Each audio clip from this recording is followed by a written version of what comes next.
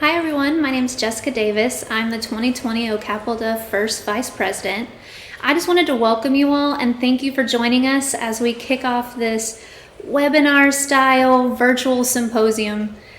You know, this has been a very different kind of year and we've all had some very challenging experiences.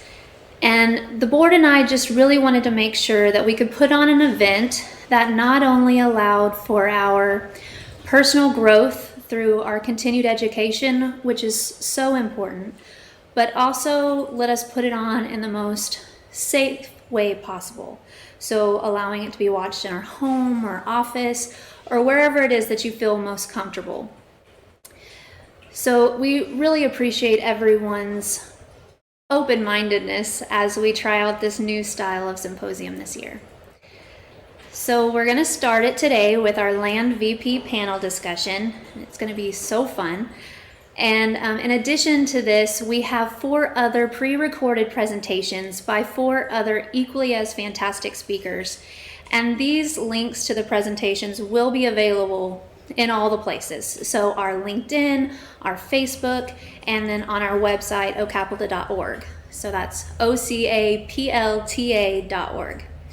So feel free, we highly encourage you guys to go check those out and just watch them at your own leisure. So before we get started, I just want to say a few things. First of all, we want to take the time to really thank our sponsors. We have been so humbled by the generosity and support of our sponsors this year. We could not be more grateful for you guys.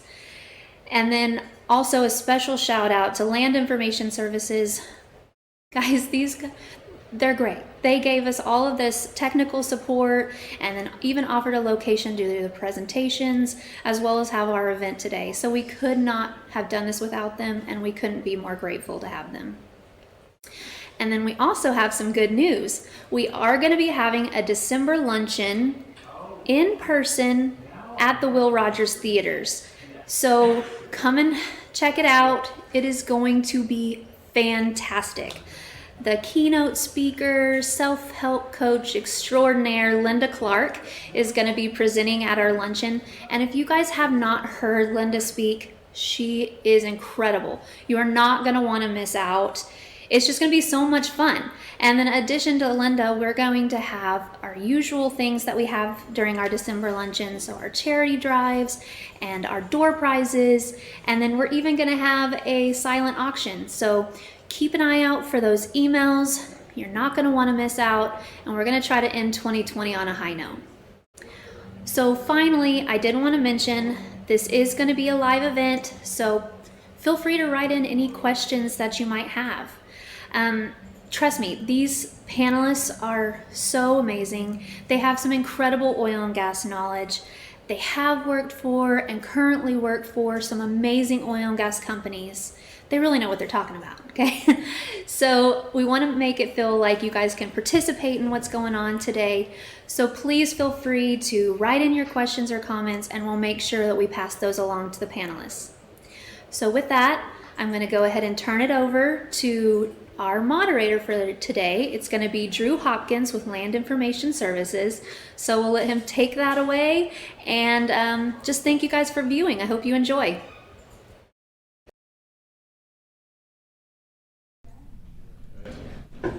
Very humble. Good afternoon and welcome to the OCAPLTA Symposium. In this COVID world that we're living in, I think you've probably sat in front of a Zoom meeting, a My Meeting, a Teams meeting, all of the different options that we've got out there, sitting from your living room, sitting from your empty office. We hope that you are joining us today and you're ready for a very interesting symposium that we have with some of Oklahoma City's top VPs in our industry. We come to you live from the Land Information Services headquarters where we've done all of the filming for the OCAPLTA speakers that you'll see. Those videos are being released today, so there's a lot of different things that you're going to be able to go into and you're going to be able to download and watch, and those are accredited class seminars that you'll be able to go back through and watch. So we strongly encourage that. Now what we have this morning is we have a A-list panel of some vice presidents from around Oklahoma City. I have been asked to sit far away because as my beard grows larger, I'm supposed to be further away from anyone that we bring into a panel. So that is a public service announcement I was not aware of. Today we have with us, we have Serena Buck from Ascent Resources, the Vice President of the Land. We have Brian Carlozzi from RKI Energy. He is the VP of Land. We have Mr. Bob Costello from Topstone Energy, VP of Land. And Mr. Brian Hennigan from Mustang Fuel, and he is the VP of Exploration and Development. So Brian wanted to make it a little harder and not just be VP of Land and make that title a little longer, which tried to lord it over the rest of us. So what we're going to do is we're going to spend the next hour with you, and we're going to ask some questions that have been submitted to us, some of the different things that we know are on the mind of everyone that's in the industry right now. And more importantly, we want to be able to give you the opportunity to, if you are logged in through Facebook Live, to ask questions and send those in. So we strongly encourage that. Send those in and we'll see if we can get those at a very short question and answer at the end of this video. So what we really want to do is to have this open conversation so that you can understand where oil and gas companies, where that upper management, what kind of their mindset has been through a very difficult year. And a very unique situation, which we've heard hundreds of times over the past 10 months. What we want to do is be able to be very clear and to be able to show you just the path forward that a lot of these companies are going, and making strides to find ways that we can bring these departments together, make people stronger, make people feel confident about the way that we have 2021 and further going. So without further ado, we're going to jump into a few questions. And again, we are very happy that you've joined us today. So right out of the gate, and I don't want to ask if anybody's been to any good concerts or sporting events lately, but how has, and I'll start off with Brian Hennigan. Brian, how has this COVID environment affected Mustang Fuel and affected your kind of leadership, the day-to-day normal leadership that you provide? Obviously, it has affected us. I will say that when we initially had the COVID and office was contemplating closing, that probably about a year and a half before that, we had instituted this Microsoft Teams, which no one used during that year and a half. So basically, we were in a rush to understand how we're going to communicate. We did close the office for about a month, and during this time, Mustang wasn't as busy. So a lot of this feeling of discomfort that everything's being handled, because we learned how to process through Microsoft Teams. Everything was being done. There weren't any hiccups. That false sense of security, I think, that is going to work. And this is coming from me, I don't like it. I don't like it at all, and we are still closed. We're only open about 80% right now, so we have some folks that are still remote. It's just hard. I think that the Microsoft Teams is getting a little tired, and so people yearn to be together again and talk about deals. We've been pretty busy. We've made 3 acquisitions in the last 6 months or 5 months, which makes it very difficult to work remotely. Plus, it's hard to do deals. I think people like to be able to go to their office. Well, guess what? We don't allow anybody in our office. So it's changed. We're actually talking about post-COVID, what we're going to do then. I am absolutely against working remotely. I know that makes me sound like I'm old, but I think it's difficult. There may be some compromise. So, and that kind of is open to the rest of you too, of what Brian said of that working remotely. We've seen so many like Microsoft and Slack and some of these companies that say permanently, we are going work from home. And is that another thing that you guys are seeing a transition for many larger companies at Oklahoma City or even mid-size? We've heard, much rumor of people saying, well, we're going to go back to a 50-50 split of 50% of our staff can come in, 50% can stay home. Are you guys, do you think the oil and gas company kind of of the new era here? Is that something, and Brian said wanted everybody under one roof. We do the same. We love the collaboration with everyone, but what do you guys think about that? I would say for us that very much like what Brian's saying, 2020 was going to be a challenging year for our industry regardless.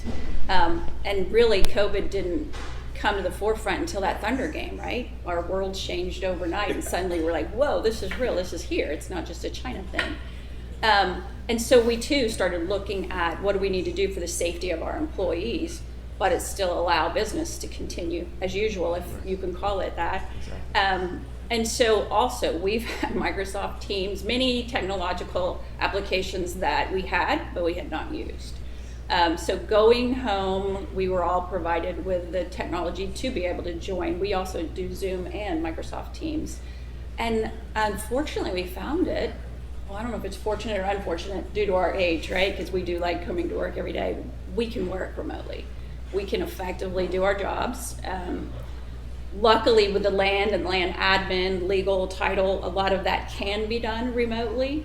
And the team meetings help still be involved and collaborate, but there's nothing like being in the same room, just like here today, and being able to bounce those ideas off organically. It did lead for some pretty interesting Zoom meetings or team meetings when people were not prepared that the camera was on. But it also, we got to see people's pets and dogs and spouses and children and, so things that we haven't normally seen in our day-to-day. So it kind of brought us a little closer in that respect. Going forward, we opened fairly quickly too, but I would say we were very cautious as to the employees' needs. We have protocols in place, no visitors, of course. One way in, one way out, one-way staircases, no more than 2 people in any public space, wearing your masks outside of your office. So who would thought that, I'm looking for a face mask as a fashion statement and it's to color coordinate with my outfit, right? That's just, is that a thing? But it is. Yes. So I think we learned to adapt for sure. There's some benefits that we've found to it. I know smaller companies, they're not having to look at lease space. If their employees can work from home or even half staff, you can have half the space.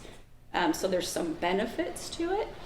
I think that we may see a continuation of some flexibility with that, with whether it be childcare needs, homeschooling, or health risks that, the population of our staff can, for whatever reason, choose to work from home or be in the office. So I think we're going to make both available. We saw we saw a benefit also of not just within our business at LIS, but we were seeing the potential of finding professionals that would make impacts in each one of our companies that don't necessarily live in Oklahoma City. So if you were needing someone, maybe someone is a lease analyst or a landman from Houston or Denver, and they have an expertise.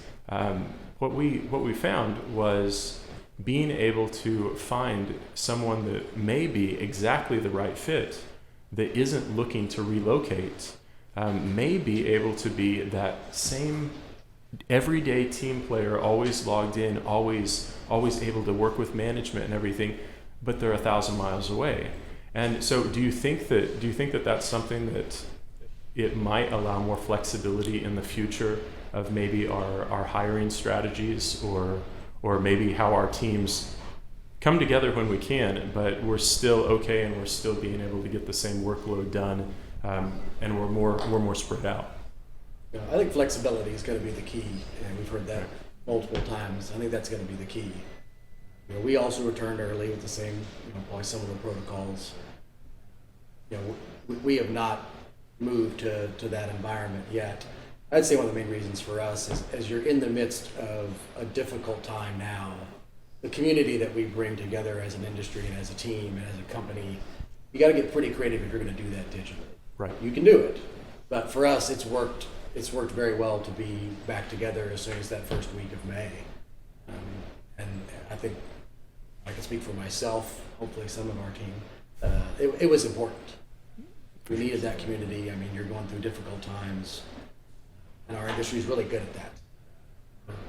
We're weathered. We know how to adapt and do these things, but I do think we need to do it together as a community. So that was important for our group. Yeah, I think it depends on the skill or the task, right? Doing transactions as a team, which I've been very deep into. I function more as a general counsel in these last 10 months than I have more as a land manager because of what our company's going through. But division orders, maybe it's a remote task that can occur. I just think there's a loss of community in terms of what the strategy of the company is, what the decision making is in terms of management, what a focus is. A lot of the task-oriented things that can occur remotely are easy to do. And if you're providing an outsourced service, or if you're even providing, we ask our people we've just recently asked our people to at least show up a couple days a week without requiring it. But we have not opened the office back up, and we've been functioning great. I haven't missed a day in the office, period. Just because of what we've been going through, and I just cannot function efficiently from home, but that's me. I've been surprised at how well we've been doing it, to be honest with you. But I can't imagine working on a complex transaction with everybody remotely. It struck me, so Tapstone went through financial restructuring. It was a perfect storm for us. Starting in the fall of 2019, where our restructuring process with our creditors began, and we did an out-of-court restructuring that was closed on April 17th. It struck me that day that things were different when we closed the restructuring with 65 people on the phone. And all the bankers, all the financial advisors, all the interested parties. And the closing occurred through a checklist that was very methodically read aloud in this conference call that was going on. And so I thought, my goodness, we just, it was a multi-$100 million restructuring that just occurred on the telephone with not a single person present in the same room. And that kind of changed my attitude about everything. It did happen, and it still is happening today. So if you're looking to fill skills or tasks with people from Houston or people from Denver, it's a new day, right? It is a new day. But as functioning as a company on certain things, I feel strongly, kind of like Brian does, that we need to be present to have that collaborative thought process going on that you don't get in a team environment. I think what I struggle with more than anything is body language. I mean, when you have a prospect meeting, you have various disciplines, accounting, whoever's in there. We have our division order, and you're watching people, and you can kind of see, is this idea just totally off the base? You can't do that. I mean, half the time they're looking down. They're maybe listening, but on the Zoom, it's just not the same. For the camera's off, you have no idea what they're doing. They turn the video off. Oh, my computer's broke. Yeah, right. Yeah, So, well, they had their PJs on, which I've done as well. But I think to your point too, task-oriented it depends on what your function is, right? Yeah. You can't drill wells from remotely. I mean, you could geosteer them, and you could do some of the technology that we have, but for the most part, you're going to be hands-on when you're out there trying to take a lease. This has really hurt our ability for our brokers and our field landmen to go out and meet face-to-face with our landowners to take leases, because you can't. You're not allowed in. So it's really halted some aspects of our business because we can't be in person or face-to-face, and then there's some aspects that you have to be. They have to be on the rig floor. So fortunately, most of this audience being land admin oriented, you can do a lot of your functions remotely from home, and it's worked fine. But to your point, there's some functions that really being collaborative in the office works better. But what will post-COVID look like? It'll be different for all of us. I think, like you say, you actually haven't opened your office back up. Yeah. I think that's Not also, officially, to your point, community. Oklahoma, we've been a little bit more fortunate. Most of the companies are open, at least partially, with flex type schedules, but most of the country, that when I'm on these Zoom calls and virtual conferences, so to speak, they're still working from home. Yeah. I had one guy that was in New York, and he was presenting, and he was in his garage. I was like, there's no place for you to film your presentation, but your garage has got his car behind him and the tools. So I was surprised that I was one of the few that was actually in my office joining the conference. So that is something. So we talk about that flexibility, and we see that too with the Zoom calls, and where you can put like a fake background even behind you. I do and that. we see some people that you can see kind of the fluttering, and it could be a garage, but they have like this nice. It could be the scene of a galaxy or something. That's quite professional. We love that. Quite professional. With this being such a absolutely like it's been every year or every week. It's almost waking up and on Monday, and I do not mean to be pessimistic with it, but the feet go on the floor, and it is almost like, what fresh hell could this new week bring? And I think that like my career started in 2005, and I've seen a couple dips. I've seen a couple like low times in the industry. Nothing compared to like the 85s or anything like that, but it has been. I've been able to see the oil and gas market for really what it is and how it is, very cyclical. With COVID and with seeing these prices go and where it goes at one point, negative 40, 36 per barrel. As you all have been in leadership positions and how you've seen, recovery from these different times, what was the mindset for each of you as you started seeing these prices going, and we see the demand going low because of this environment, no one's traveling, and the stockpiles are just continuing to build.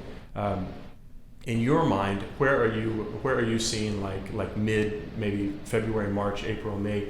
Are you kind of forecasting that? Are you seeing that coming again of saying, hey, I've seen a drop before, and this is obviously going to happen, and already starting to plan on ways to kind of rebound from it? We'd be on CNBC if we knew that answer. So that's the magic question, right? And I will tell you, I've already been wrong. I was betting on end of first quarter being $50 oil and things kind of getting back to the nature of things, but we're at $3 gas right now, right? And oil's somewhere in the just low 40s, which is good, but the 12-month strip is not on the back end of it is not near what I would have thought it was going to be. But when your strip is on oil, 20 to 24 ranges between 40 and 44, you know that your counterparty's going to believe that it's going up. I was wrong, I'll say that, but I will also say that I'm pretty confidently the oldest person sitting in this room, and started my career. Wisdom. Started my career in 1977 out of high school. Believe it or not, I was a landman checking records in McAllister, and while I was in college, and so I've been through many of these, and I know this is different. Clearly, it's different, but you can't hold on in a down cycle as deep as this one has been for somebody that needs to pay their bills. They need to get a job, right? But I have personally survived all of these cycles by kind of adapting and changing during the low points, and my skill set for the industry is still there on the high points. And so I've been able to kind of ride these cycles out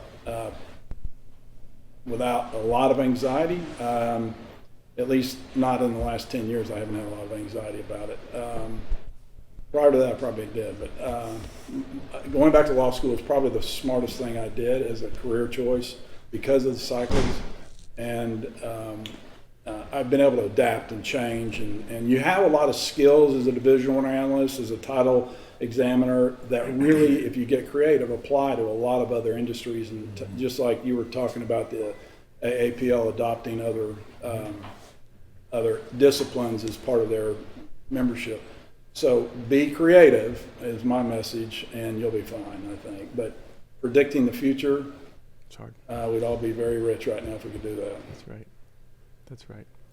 So in kind of that transition phase where we are talking about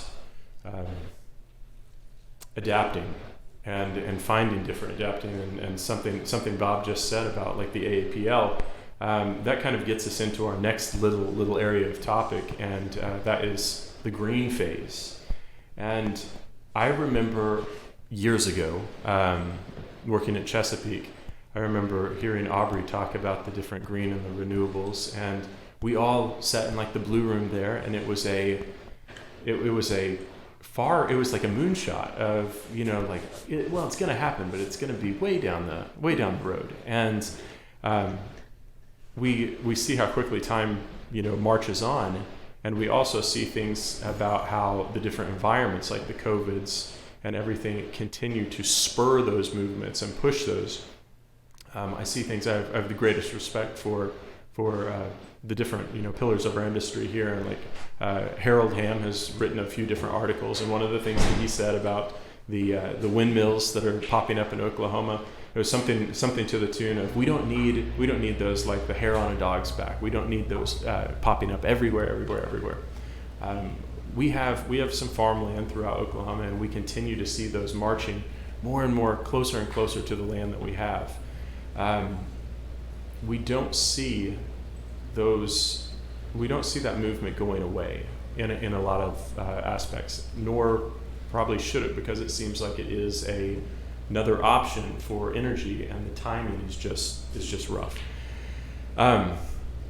With all of this, where do you guys see we are seeing a surge of kind of the green, the wind power, the solar, the different renewables? We're seeing that it's politically fueled too. We're going into an election season, and I don't want to put us down a political path, but I do want to get your thoughts.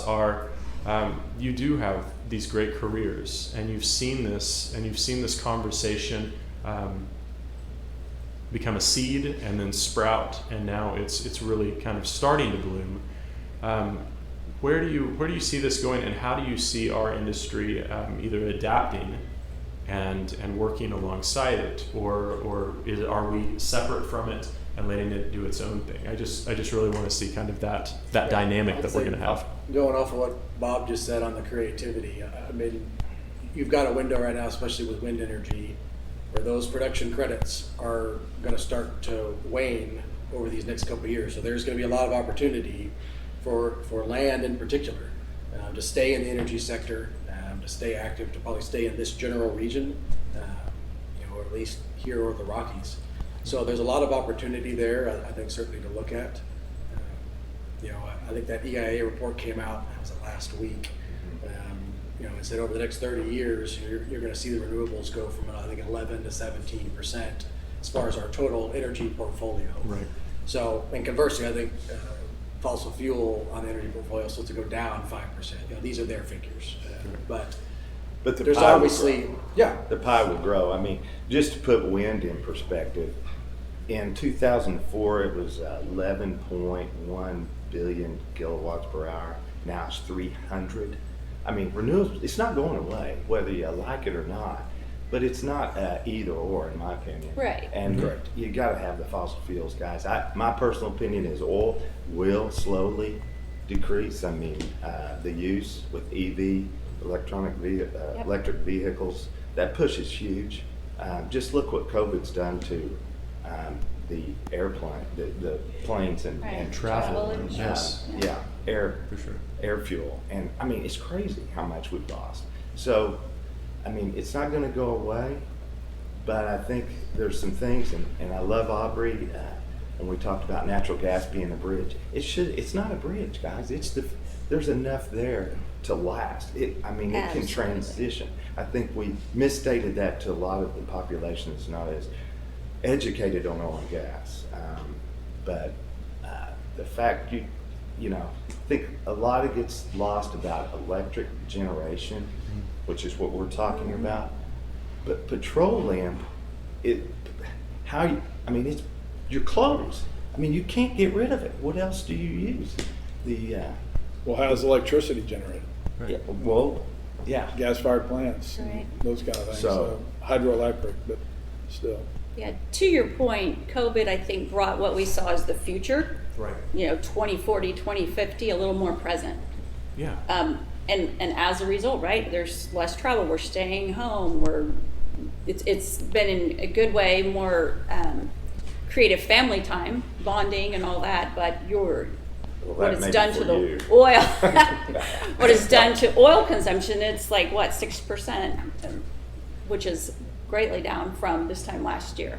But on the other spectrum, you know, we're predominantly gas. So for us, we're coming into the better pricing environment with the winter months. So for our company being predominantly gas, it's helped a little bit. So we aren't so dependent on the oil side, but you have to make room, right? It's happening whether we're ready or not. We've got the zero emissions coming, and we're all going to have to gradually, I don't think it's going to be like overnight or rapid, but we're going to have to make room for it, and we're going to have to embrace it. But I still think you have room for fossil fuels, you have renewables, and you have electricity, and God forbid, probably nuclear.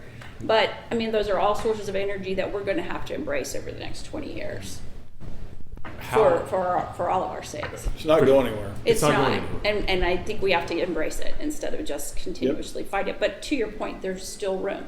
There's plenty of natural gas for U.S. energy independence in that respect. And oil consumption and production is going to go down.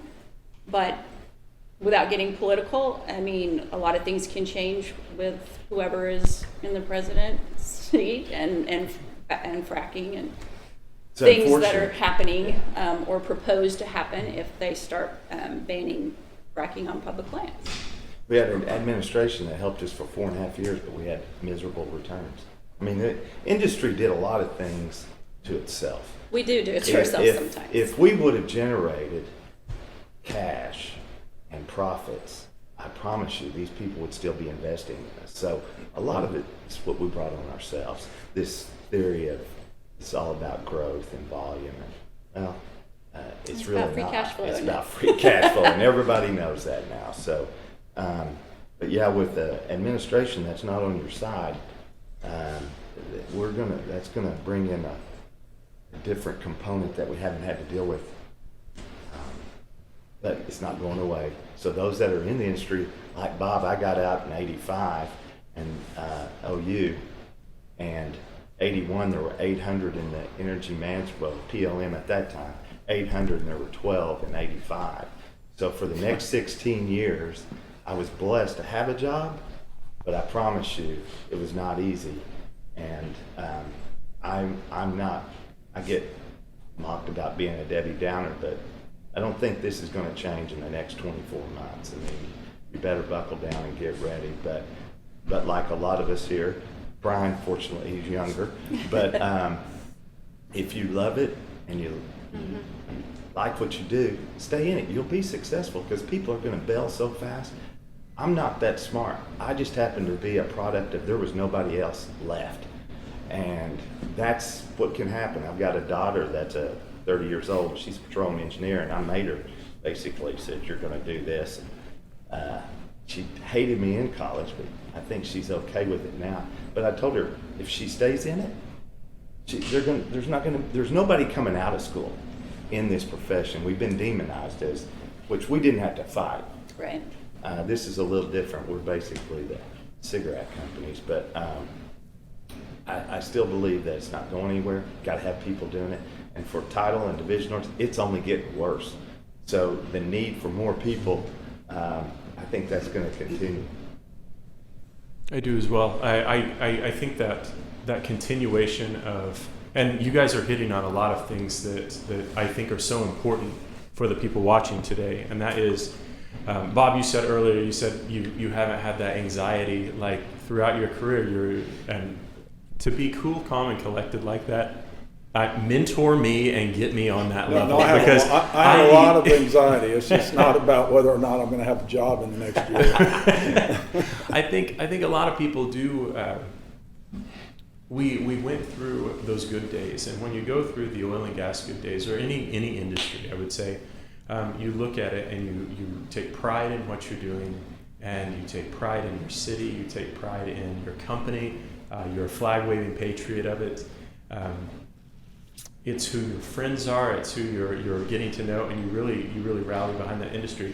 And when you start seeing things like this happen, and you start seeing wells beginning to go offline, and rig counts start going down and things like that, it goes for a few weeks and then it goes for a few months, and it's a natural human reaction for people to start getting anxious and to start getting a little bit more, insecure. And Brian, to your point too of having your daughter and son-in-law going right now, they're in school and seeing if they can get into this industry. A lot of people, and I know, have even come to me and they say, is this a career that I need to get into? Should I refocus? Should I reshift? And to be able to tell them that yes, there are jobs, there are opportunities for these companies. There always seems to be, like, we have a good spectrum here of good mid-sized companies that represent some of the best of Oklahoma City. And you look at the Denver, the Midland, the Houston, the Fort Worth, the Dallas. There's so many of those companies that are in need of good young people that are driven and working to make a career out of this, so that whenever things begin to get a little bit stronger, that they're able to be those new leaders, like that next generation of leaders, which I think we all hope that that's what they turn into. Can I say something? I really don't want to minimize the anxiety. For sure. Current. I mean, it's different. Yeah. We just encountered the perfect storm of industry decline and COVID, right? And so I understand that it is very different. For sure. And I'm at a point in my career where I'm trying to figure out how to get out of work as opposed to in work. And so, but my point is, you've got sweat equity in your career in terms of your skill set. And there are, instead of just completely leaving those skills behind, think of ways to use those skills to earn an income, maybe in some totally other different industry. I'm not saying, I've always been a big proponent of, if you spent 10 years doing something, for goodness sake, translate those skills somehow somewhere else. So, and many times they can very easily. Yeah. I mean, because of the just meticulous attention to detail and the different things that they're. Right. I know you weren't minimizing that at all. I just was impressed by the way that you just said, you can get through it. Yeah. You can get through it. To that point, I think, to everyone out there, what do you guys think about? I believe Brian and Bob, you guys said whenever there was a downturn, you went back and went to law school and different things like that. It seems to be a lot of opportunity out for different certifications that people are able to get now. A lot more in the industry than what we had 5-10 years ago. The only thing holding a lot of people back is sometimes these certifications could be costly. What would you say to those people that are saying, maybe holding back just to see if this thing is getting better, or is now kind of the time to strike on saying, make these decisions, add more to your resume, bolster your career path, and that's not only going to help you internally, but I mean, again, to your point of it can help you anywhere. Do you see a lot of these different organizations, or are you currently seeing anyone on your staff pushing for different opportunities like that? Yeah, we certainly are. We've got at least one member of our staff that's something that she'll be doing now as well. I am a product of 2 college professors, so learning every day is why I still do what I do. I get bored pretty easily if I'm not. So that would be the one thing I would say as you're trying to decide if you have experience in this industry already, the challenges that it brings. And I've only spent time in the finance sector other than this, but the challenges that it brings I think they are unique. And so if you are built that way, in which you need to be learning, adapting every day, there needs to be something new. If that drives you, as it does me, that was kind of beat into me as a kid, not beat into me as a kid, but when you have 2 college professors, that's just it's just constantly learning. If that drives you, this is it's still going to be an unbelievable industry to be a part of. And the more people that jump in now, 1, they will be ahead. 2, the people that take that charge, as it's not going to be easy. It's going to be a charge.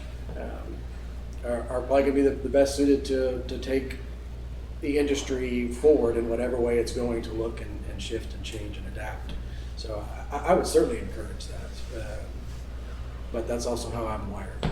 Brian's right, though, in my opinion. I always think it's by the grace of God I got into this industry, but it's one of the most dynamic industries you can possibly think of. I mean, think of all the different principles you're working with. Somebody's drilling 25,000 feet, and then you're dealing with the geologist predicting it, I mean, it's really, I still have passion for it. And I would tell you, if you don't have passion for what you're doing, then it's probably not the best. But I'll also say, kind of like this symposium today, be active in your organizations, not only the one that's tied to your profession, but get out and be part of your local. We have the Petroleum Alliance here in Oklahoma. Be part of it. I mean, it just keeps you engaged, and you'll be surprised what you might learn from those and the contacts you create. So education, no doubt, can't take that from you. That's just, you do that, but be active. Your network is incredible. I know that it gets talked about all the time, how important your network is. Believe me, I know how important it is. I think many opportunities came by just because of contacts. Not this position that I have with Mustang. I met my boss in 1984. Stayed in touch with him. Met him on a basketball court. So who would have ever known in 2015 that I'd be working for him? So I can't emphasize those parts of it. It's not just your day-to-day stuff. What we've seen, where we're doing an online seminar right now, we've seen all of these different organizations get creative on figuring out ways that they can put out content online. And it really seems like in 2020, so many of these organizations, to help bolster their membership, even they're saying, you'll see it on LinkedIn or you'll see it on their website, we're doing our entire symposium for free. So get on, and you can watch all of these videos, and you can look at these different courses for free. And so that's been one of the things that I've liked probably the most of in these kind of dire times. These different organizations that are so good in our community are saying, we want you to learn this. We want you to have this available where you're not having to pay for it. You've got it at your beck and call, and you can go through and you can. If you're sitting in front of the computer all day, every day, and you want something else to be able to hopefully, boost your career or boost, kind of your interest or excitement for the industry, you've got that. So I really respect that, and I think that's a neat thing for people to be able to have an option for. Making that transition out of the green and kind of into our last topic.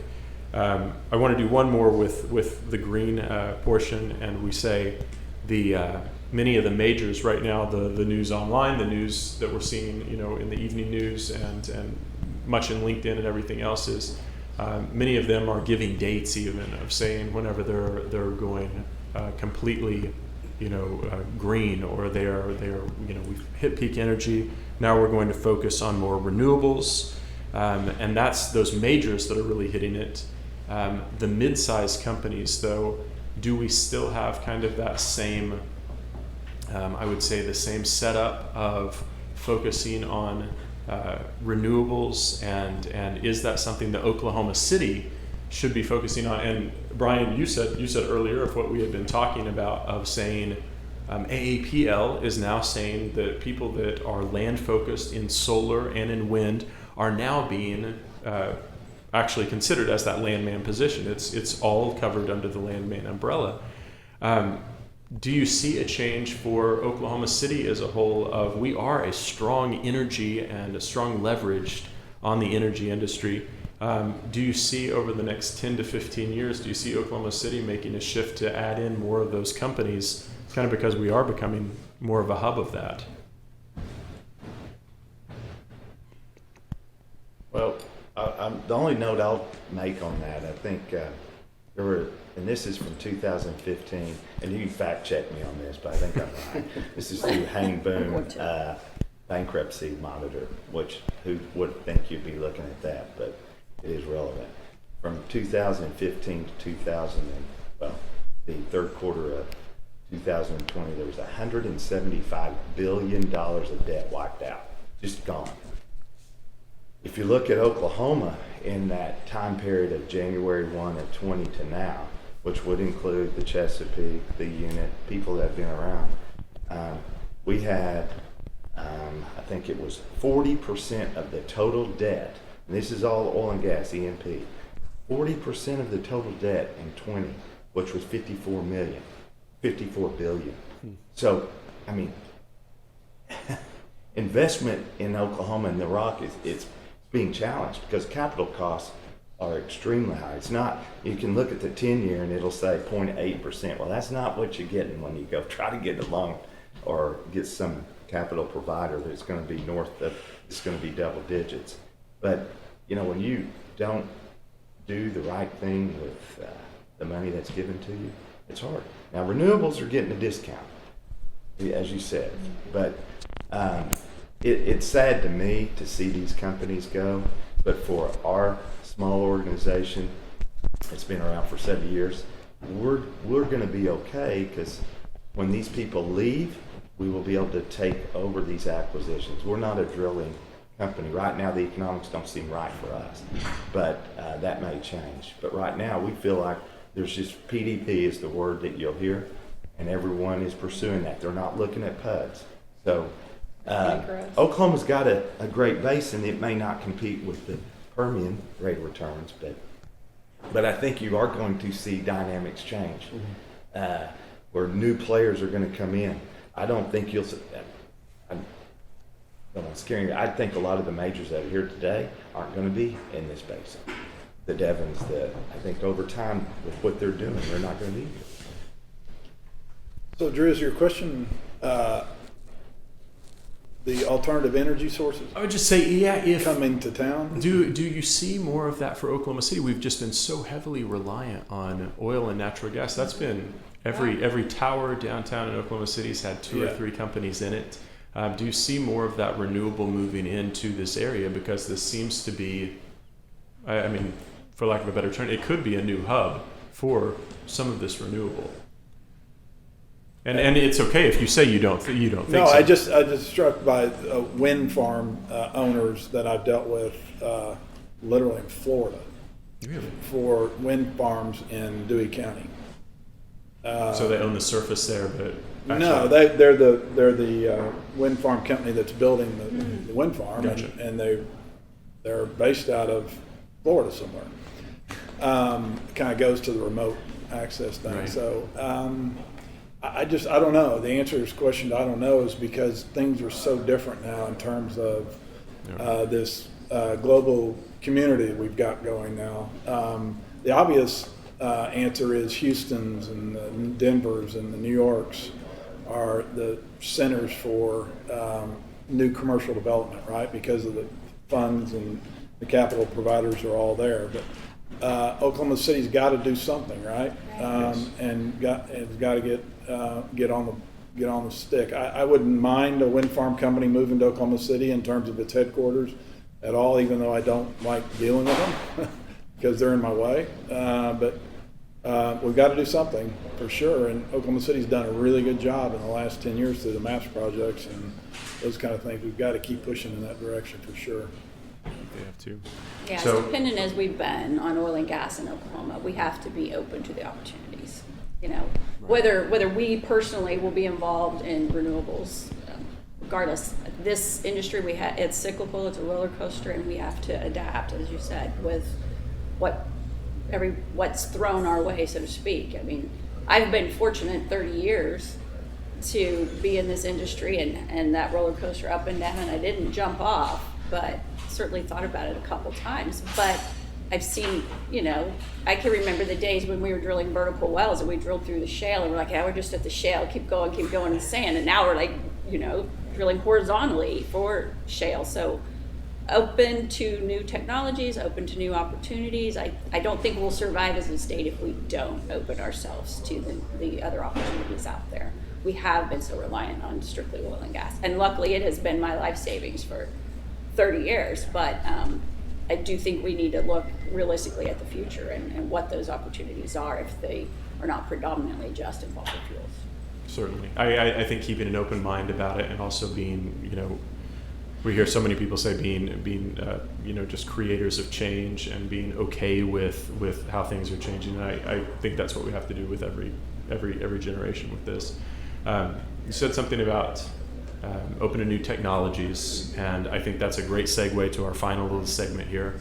And this is where anytime you guys have done any sort of a presentation to your staff, to different groups around town, being VPs of these companies, you are always asked, and we joked about it earlier, of you have to always act like you can predict the future, and you're always asked to.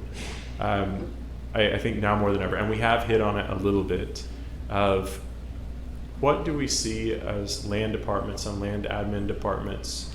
Where do you think that's going? Like, how is that changing? And I say it we all know that there have been downsizings within the city. We know that in the industry-wide, we see many cuts. And I think people want to know of, is a smaller staff size, we got very complacent. We got used to seeing these large staff sizes for like land departments and kind of a glut on many departments within oil and gas companies. The new key, it seems like across the board, and even not just for oil and gas, is do more with less. And how can we do more with less? How do you guys see the land department of the future looking? Is it more tech reliant? Is it more, and I know we talked about the jobs that it'd be very hard to have tech, a landman negotiating something in the field. But how is this transition? How do you see that going? Because you've seen it in your careers change over time. And now that we're entering kind of this new phase, what do you think? Maybe just a real open projection of what maybe a land department of the future might look like. Well, I laugh a little bit, and just today what I'm living in is the land department of the future from where I started. My gosh, we didn't have computers or fax machines or anything when I started. In fact, I started off as a lease and shut-in analyst in the 80s, before the bust. And so this is very near and dear to my heart. So I get the progression of the land admin and the importance of the land admin staff, because having those records accurate and set up is so important. You definitely see it from what you're going through right now. For the development and of the entire company, that's how the landowners get paid. That's how your partners get paid. That's how we get paid, and we're very reliant on the accuracy of that data. But I came from old school, literally typing shut-in checks with 3 colored carbon paper that I had to white out when I typoed, and calculating a division of interest on a 10 key with a big old long script. So I think my first technology was Lotus, which half of these people probably don't even know what that is, right? And I was hard files. And I'm still very big. Some of my people will laugh in the background saying I'm still very big on the hard files. And I can remember when Wade was very much going towards everything being electronic at Chesapeake, and I was like, no, I still need my hard files. But we wouldn't have been able to do what we're doing today remotely from our desktops at home if those weren't electronic, and we didn't go ahead with that technology. So I am a big proponent of the land admin side, because I know the difficulty in their jobs, and I can't say I can do more with less. I'm very protective of those jobs and what they bring to the table. But can they be done remotely? I think more so than some of the other jobs in the company. But with all the consolidation that's going to happen, whether it be bankruptcy and acquisitions and mergers, that data and that input and that record keeping, so to speak, is going to be so imperative to the success of whatever company, whoever's left standing, which I hope is all of us. But that's definitely what's going to happen in the next few years, is consolidation. And unfortunately, more and more bankruptcies and smaller companies may be getting gobbled up. But the records that go with the surviving company are going to be very important to keep intact and have that technology and expertise available. That it's going to take a person actually analyzing that document. It's not going to be some computer-generated regurgitation, which, yes, you can have computers look at certain clauses in a document and spit it out, but it's still going to take that that analytical mind that all of the audience is bringing to the table to actually input those records. I mean, garbage in, garbage out, right? That still goes even from the 80s. That was the biggest thing of whenever one of the first jobs I had at Chesapeake was analyzing those leases. I remember. And going through, and it really was the analyst's job to go through, analyze, pull those out, put those in the system, and you were as good as the analyst that trained you. Exactly. You know, and I always thought, well, this would never change, and that was just me not knowing, you know, anything about the future. But to even see now what you just said of there's softwares and anything out there that can read these PDFs, can pull provisions directly out of a lease, and things that we 1,000% didn't think were possible. Right. And I do like seeing those. I remember seeing a presentation that said, we hope that like the oil and gas staff of these land admin and land departments see those as an Iron Man suit instead of a Terminator, because it's not meant to destroy a job, it's meant to enhance a job. And then that analyst can have something pulled out, immediately have eyes on it, go through, and they put that human touch on it to analyze and make sure that it's correct by the company standards. So I love seeing technology and the way that we can continue to clean data. And I think so many companies now have made that switch of figuring out different ways that they can automate those files, they can digitize all of their file rooms are becoming, it seems, kind of a thing of the past. Absolutely. And I think for good reason, to be able to access all of those files on a phone, on a tablet, it's remarkable. It really is. Brian, like, what do you think for RKI? Like, do you guys see technology as something that you guys have leveraged? Yeah. I mean, you know, these are, and I'm sure a lot of people that are part of smaller, mid-sized companies, you know, your question on what does the land department look like in the future, and you know, you kind of made some comments about paring down. Well, I mean, our group's always been pretty lean, but there's obviously more we still have to do. These are hard questions. I know they're hard for everyone. They feel especially hard for us because, you know, we've run 11 rigs with very small staff, and it was a lot of fun, and it was really hard. The idea of paring some of this down seems challenging. So yes, I think, you know, definitely leveraging more technology while still remembering the reason we're able to do this is on the backs and shoulders of a lot of work done before us. I mean, all of us have acquired companies, wells, fields. You get certain files from certain companies. I'll be careful with saying any names. And it's incredible what you can do with that information that company provided. You can take an entire company's set of files, and you pretty much can almost burn them and just start over. And so there's this idea of you're still, even though we are moving forward and we're going to have a lot more technology as we do pare down, and you know, our land departments are going to adapt, it's still on a lot of work that's been done before. It's the only way we can do this well. So you know, it's going to be remembering that as we do build and grow and look at what our groups are going to look like down the road. Right? It's definitely going to be a challenge. It's one I'm still excited to be a part of and engage in, but it's going to be a challenge. So I figure what it looks like. I do think that logically, I haven't done any studies or read any articles, just my personal experience, but outsourced services are going to be not less, but more in terms of land department, anything really. And this remote idea that we've been talking about generally will assist that process, because the focus is less G&A, right, for an oil and gas company that's financially struggled. So that translates into layoffs, right? Less G&A means more layoffs. Well, if you have more layoffs, but you still have the same asset base, and or you acquire assets like we're hopefully getting ready to do, there's going to be a heavy reliance on outsourced services from contractors of whatever discipline. I mean, no question.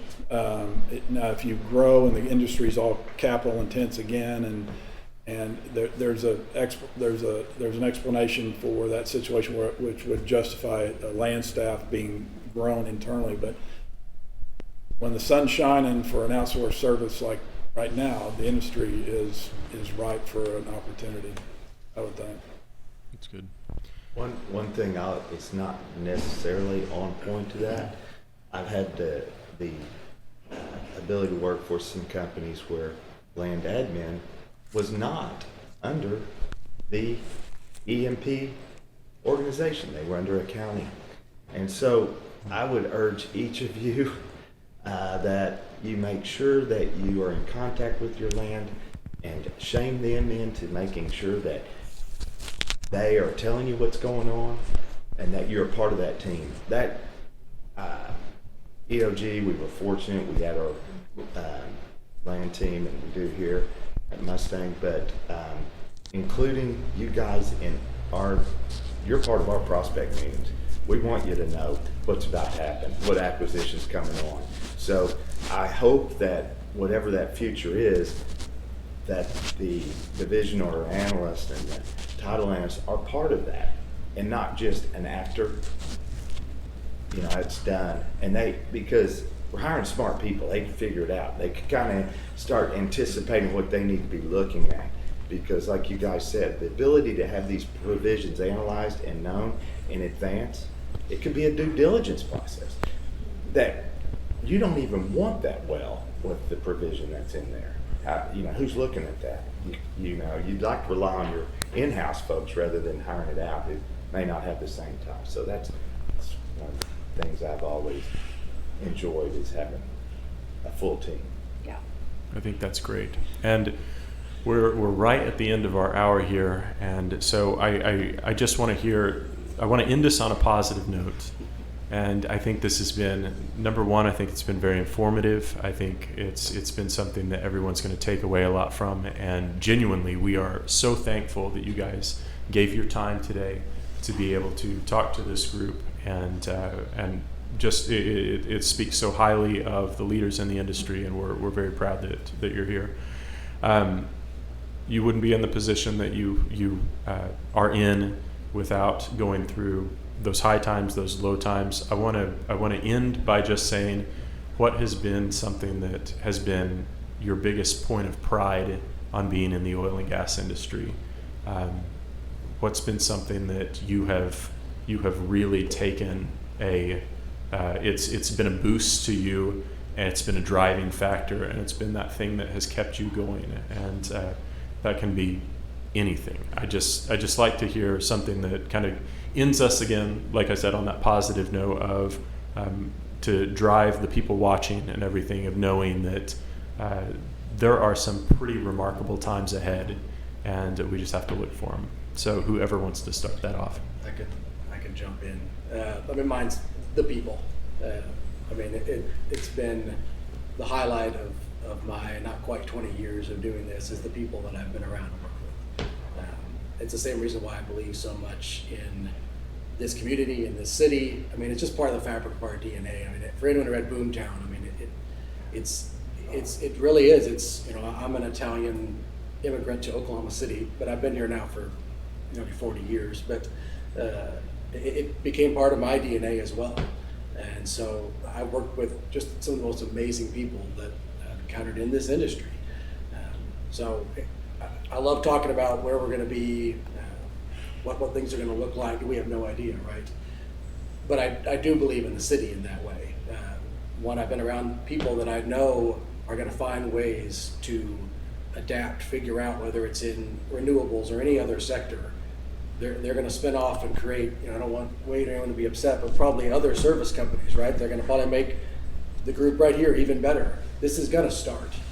And I've been around too many great people that it's going to happen. It's going to take time. It's going to be painful. There's going to be times that you want to walk away. But I've just seen it in this community. I've moved away 12 years ago, and 6 years later came back. I couldn't stay away as long as I thought I was going to be. That's been the excitement for me, is I've just worked with the most incredible people, and that's why I know this community will figure out ways to make this work. It is probably going to look pretty different. And I'm excited just to get to, I'm sure I'll be part of it, but I'll also get to see some and see things change and adapt. So I'm excited to see where it goes. And as you have people listening that are in the midst of these transitions, trying to figure out ways to stay engaged. That's the word at our office is fully engaged. How do you continue to stay engaged? Figure out ways to jump in, and it may be in other sectors. We may be using all these skills that, for me, it's been contracts. I had no idea. I'm a finance guy. I got into this, and being a part, other than a short stint at Chesapeake, most of my 20 years has been with small private companies. So we have to do everything. It's SUAs, it's road agreements, it's pipeline, it's electric, everything. Every agreement comes through our group.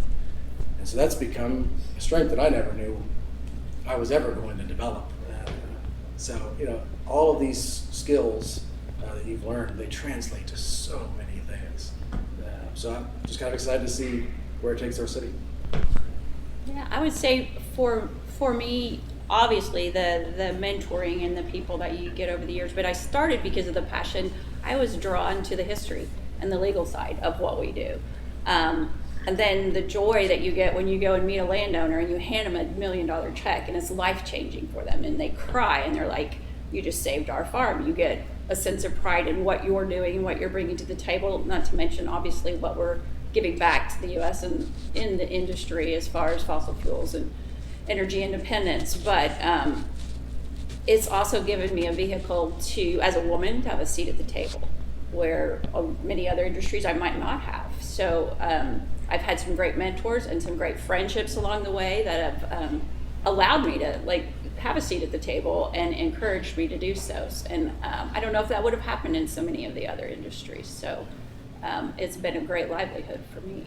I'm very appreciative of the opportunities that it's afforded me. That's excellent. Bob, you want to go? No, go ahead. Don't tell any stories. Well, no, I could tell some I stories. know you could. Don't. But I won't. The mentoring is something that I wouldn't have thought early in my career, because basically, unlike some of the younger folks that came out and got in with Chesapeake, there were just a plethora of young people. When I got out there, I was the youngest. Right. I mean, and people were 5, 6, 10 years older.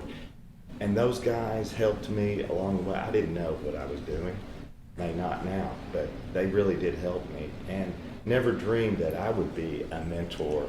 And so that really is in participating in the OU Bill Major's mentoring program for ever since it started, sharing that. That's definitely my highlight, because I still talk to the folks that have come through, the mentees.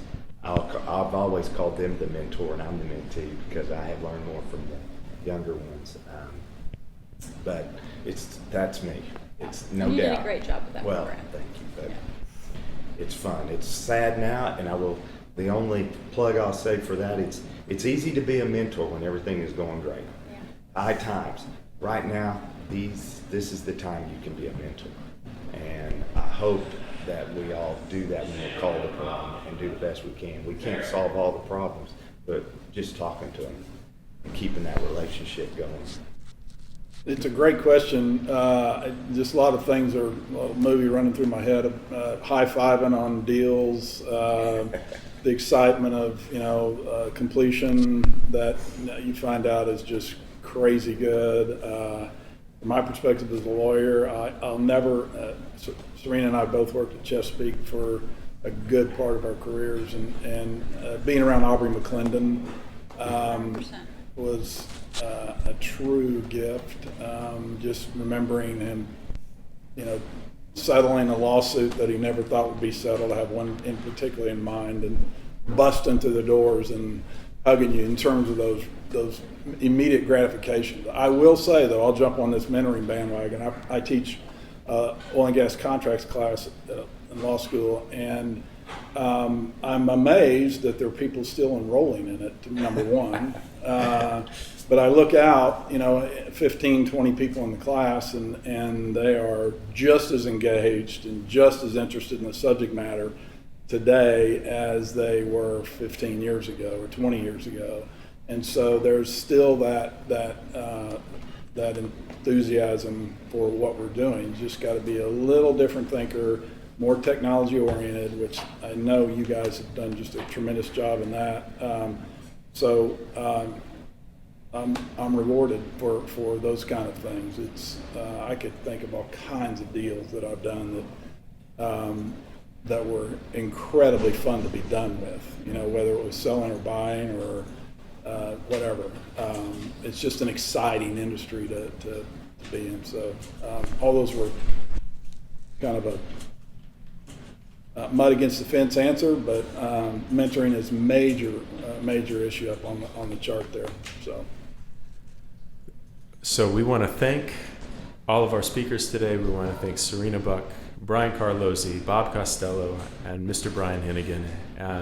Thank them for their time. This has been a very fun hour that we've been able to spend with them, and the insight has been just something that I hope that we all take, that renews that passion, and that gets you excited for the future.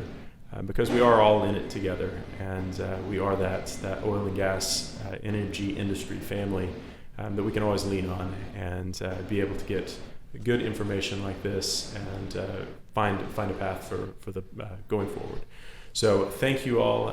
Thank you from OCAPLTA, and all the best to you in the future.